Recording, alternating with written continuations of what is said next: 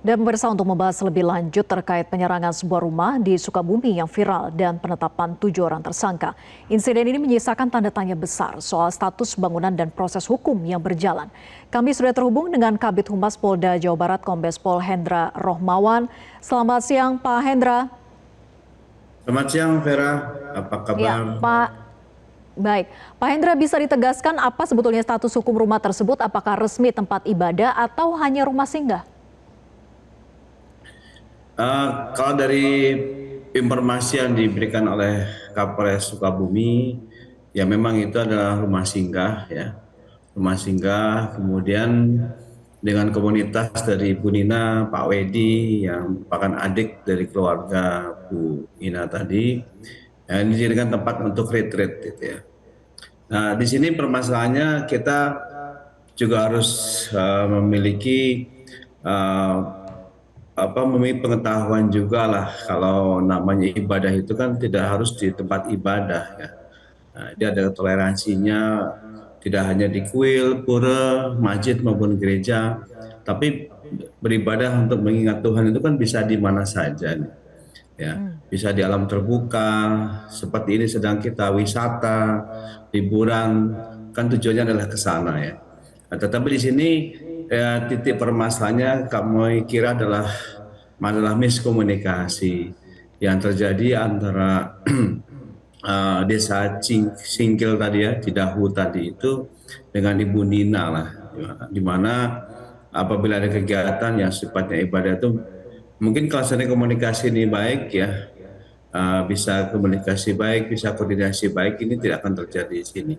Nah, ini kalau dengan miskomunikasi atau stucknya komunikasi ini Baik. terjadi, makanya akan seperti ini kejadiannya. Nah, kami di sini sebenarnya sudah melakukan tindakan rekonsiliasi, ya, damai dengan warga, dengan FKOB di situ kita libatkan semuanya bahwa semua ini tidak boleh terjadi dan terulang lagi. Sehingga beberapa hari kemarin ada pernyataan statement dari FKUB di situ, ya, seluruhnya bergabung, dan juga warga juga sudah Baik. bersama-sama melakukan pembersihan, perbaikan rumah, ya. Kemudian ditambah lagi ada aspek ekonomi dari Pak Dedi untuk memberikan bantuan sosial kepada Baik, keluarga Pak Bu Hendra. Nina yang merupakan pemilik retreat tadi, ya, rumah singgah tadi itu, sehingga itu semakin bagus lagi. Nah, rekonsiliasi itu tetap kita bangun, tetapi kembali lagi kepada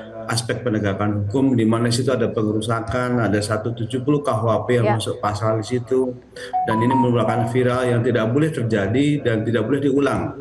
Nah, sehingga kita hadir di situ untuk penegakan hukumnya, dan kita sudah berproses, sehingga kita kemarin Baik. sudah kita tetapkan 7 tersangka yang sudah kita tahan di Polres Bu. Ya, Demikian, Mbak. Pak Hendra, selain faktor miskomunikasi, apakah ada kemudian motif tertentu sehingga para warga di sekitar situ sampai dengan nekat melakukan penyerangan? Ya, kami lihat dari penyampaian keterangan dari Kapolres dan juga FKOB, ini adalah miskomunikasi saja, karena stucknya komunikasi, karena Bu Maria ini kan lebih sering di Jakarta, ya, lebih sering di Jakarta, di situ hanya pengelolanya saja, gitu, sehingga komunikasi ini terputus, karena komunikasi tidak bisa bersambung, ya. Nah, kemudian terjadilah kejadian ini. Nah, ini yang perlu diperbaiki, sama-sama mengerti, sama-sama intoleran lah, ya. Saya kira kalau melakukan ibadah seperti ini, apalagi melibatkan anak sekolah dan sebagainya, ini hal yang manusiawi. Baik. Yang penting komunikasinya baik, pasti diterima oleh warga di situ. Demikian, Mbak Vera. Dari penetapan 7 tersangka ini, apa kemudian peran masing-masing dan bukti apa yang sudah dimiliki oleh pihak kepolisian? Ya, jadi kita telah memeriksa sejumlah saksi yang cukup banyak pada saat satu hari, ya, sebelum kita kemarin hari 1 Juli kita maraton sampai malam, kurang lebih ada 17 saksi yang kita periksa, di mana dari 17 saksi ini juga ada yang meningkat menjadi tersangka tadi. Pada saat pengrusakan itu warga tidak menggunakan alat apapun, ya, tidak membawa sesuatu, alat pentungan dan sebagainya, tidak ada. Memang fokus ke situ untuk berkomunikasi. Tetapi karena tidak ada, sehingga terjadilah pengerusakan. Pengerusakan ini ada beberapa yang sudah kita identifikasikan, ada yang merusak pagar, ya mendobrak pintu, pecah kaca, ya kemudian ada yang mematahkan apa namanya itu ya salib tadi itu ya patahkan dan itu dirusak ya, dan itu ada juga gardu ya, bahkan ada sepeda motor dan mobil. Nah di situ juga sedang ada kegiatan retreat yang sehingga menimbulkan ketakutan dari peserta retreat tadi. Nah disinilah uh, penetapan tersangka kita berdasarkan keterangan-keterangan itu, dan juga adanya beberapa video yang kita dapatkan dari handphone dari para saksi tersebut, sehingga kita bisa tetapkan yakinkan bahwa itu mereka sudah bisa kita masukkan dengan pasal 170 tadi, Mbak. Ya, apakah ada potensi bertambahnya jumlah tersangka dari 7 orang ini karena melihat saksi yang diperiksa juga ada 17 orang, Pak Hendra? Ya. Sampai saat ini kita masih tetapkan itu ya, dan dari pihak Polda juga sudah menurunkan tim asistensi ke sana dari pihak dari Krim ya, dari Krim kita ke sana dan saat ini sedang bersama dengan tim Komnas HAM, utusan Komnas HAM juga ke sana untuk melihat bahwa itu bukan merupakan tempat ibadah tetapi rumah singgah ya seperti villa dan sebagainya.